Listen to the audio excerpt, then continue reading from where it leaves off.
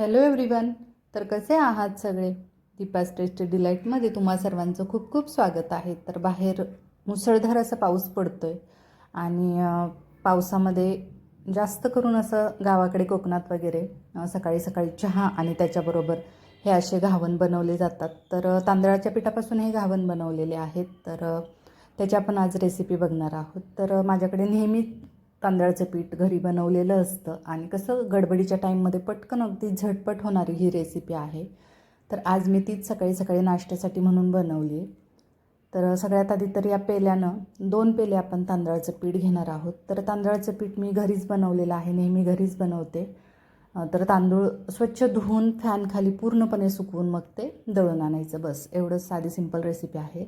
तर 2 पेले मी ते पीठ घेतले, त्यानंतर चवीनुसार मीठ घातले आणि त्यात आपण आता पाणी घालून त्याचं पातळ असं बॅटर बनवून घेणार आहोत. तर मी आधी तर 1 ग्लास पाणी घातलं आहे, कारण आपल्याला त्याचं अगदी पातळ असं बॅटर बनवायचं आहे. तर मला तर अंदाज आहे पाण्याचा, पण जे कोणी नवीन करणारे असतील तर त्यांच्यासाठी म्हणून मी अगदी हे मोजून पाणी दाखवते. तर पहिले 1 ग्लास पाणी घातलं आहे, त्यानंतर अर्धा ग्लास पाणी घातलं आहे. आपल्याला अजून पाणी लागणार आहे.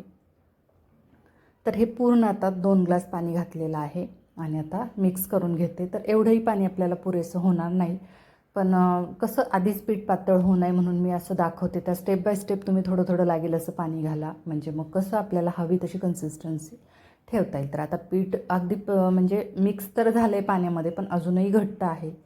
तर त्यानंतर मी अजून अर्धा ग्लास पाणी घालते, म्हणजे त्याचं अगदी परफेक्ट आपलं हे बॅटर रेडी होईल. तर विस्करने आपण हे पीठ कसं मिक्स केलं की गुठळ्या वगैरे राहत नाहीत अजिबात, त्यामुळं विस्करणं चांगल्या प्रकारे आपल्याला हे पीठ मिक्स करून घ्यायचं आहे. तर आता मी तुम्हाला पेल्यानंच ते पीठ म्हणजे एकदा ढवळून दाखवते की आपल्याला हे पीठ कसं रेडी झालेलं आहे ते. तर आता बघू शकता तुम्ही आता की हा पेला त्यामध्ये टाकून मी तुम्हाला दाखवते की एकसारखं हलवलं वरून असं होताना अगदी असे आपल्याला एकदम पातळ असं बॅटर करून घ्यायचं आहे. तर आता पीठ तर आपलं रेडी झालं आहे. तर त्यानंतर गॅसवर एक पॅन गरम करत ठेवला आणि त्यामध्ये घालूयात थोडंसं तेल.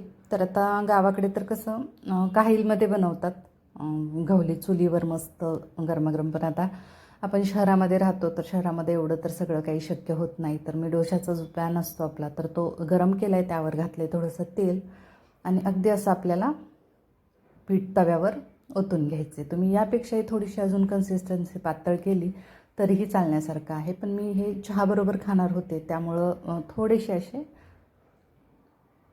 जाडच ठेवलेले आहेत. तर आता असं आपल्याला पीठ सगळ्या तव्यावर पसरवून घ्यायचं आहे, बस. त्याला नंतर आपल्याला आपण डोसा ज्याप्रमाणे पसरतो तसं पसरवायचं नाही, फक्त ओतून घ्यायचं आहे. आणि आता एक साईड आपल्याला छान त्याची शेकून घ्यायची आहे. तर लगेच ते तव्यापासून सेपरेट होतं भाजलं गेलं की, त्यामुळं दाखवते मी तुम्हाला. आता अगदी छान अशी जाळी सुटलेली आहे, न कोणतं सोडा इनो न पीठ फर्मेंट करण्याची गरज. तर अगदी साधं सिंपल आणि मुलांसाठी वगैरे तर खूप छान हा मेनू आहे. म्हणजे कसं आंबवलेल्या वगैरे पिठानं पोटाला वगैरे त्रास होतो कधी किंवा काय, तर हे अगदी म्हणजे झटपटही तयार होतं आणि तसं काही पीठ कुठलं आंबवणं किंवा सोडा इनो असं काहीही न यूज करताचं केलेलं आहे. आणि गावाकडे कशा अशाच रेसिपीज भरपूर असतात की अगदी साध्या सिंपल असतात, कमीत कमी साहित्यात असतात आणि खाण्यासाठी खूप टेस्टी असतात. तर अशा प्रकारे मी आता एक एक करत बाकी घावणे करून घेते. तर बघू शकता अगदी साधं सिंपल आहे एकदम. पीठ नुसतं तव्यावर पसरवायचं आहे आणि बस आपल्याला दोन्ही बाजूने हे शेकून घ्यायचं आहे. तर आता हेही घावण आपलं एका साईडनं शेकून झालं आहे, तर पलटी करून दुसऱ्या साईडनंही शेकून घेतलं आहे आणि तुम्हाला जवळ घेऊन दाखवते की त्याला जाळी किती अगदी छान सुटलेली आहे.